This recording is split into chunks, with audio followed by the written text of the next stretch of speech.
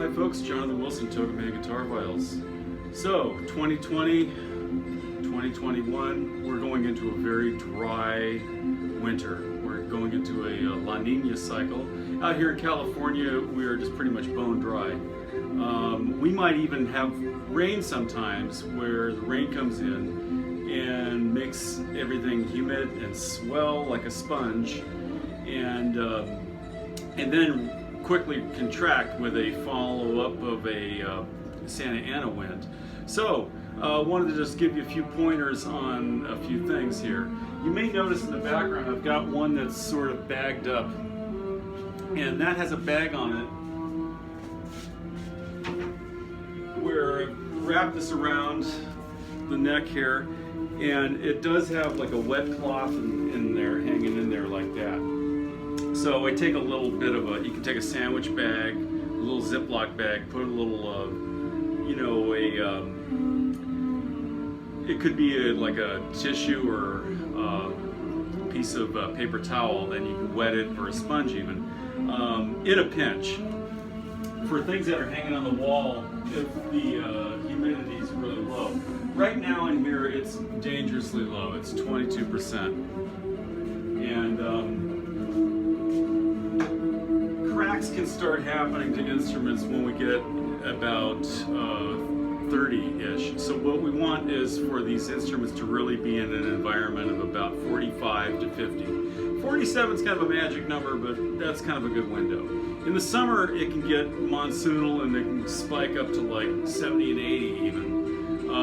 But for the winter, we have two things going on. We have both it being extremely dry desert climate, and this can be true around the United States, even in Canada and other places, Europe too.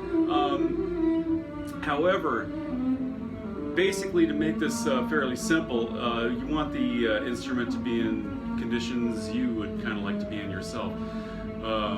So there are a couple of approaches to this. One is, if you have a room full of instruments maybe hanging, try to seal off the room a little bit, and you can get one of these humidifiers here.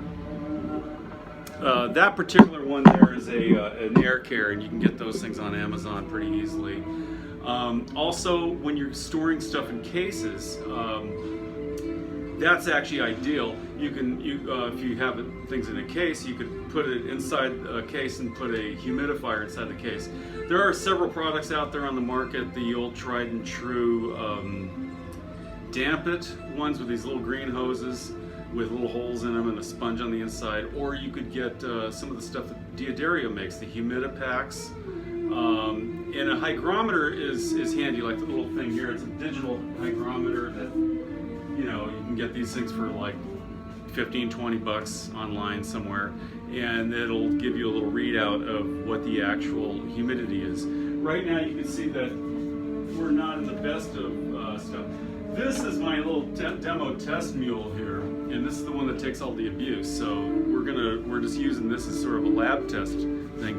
You can see I've got a little crack happening right there starting. So I'm not too worried about this particular one because, well, I built it and I can kind of, work with it. This one here is a work in progress. Tonight I'll be putting it into a bag just so that I can kind of keep it happy. This particular one here is got a finish that it just got, so it's kind of moistened right now and oiled up pretty good. So I'm not too worried about it at this very second. A lot of the times these events will take few days to kind of, a few days of dry will start, cracking.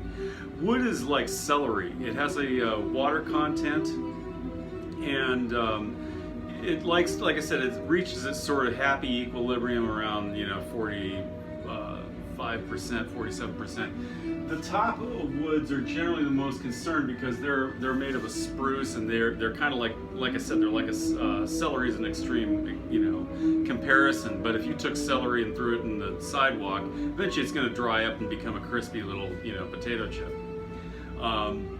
So we want to keep a certain amount of water content in there. So yeah, right now it is dry, La Nina winter, so check out your instruments. And I'll be happy to respond to any questions you guys might have. I've done this for a few years, so anyway, have an exceedingly awesome day. Be inspired and keep your instruments safe.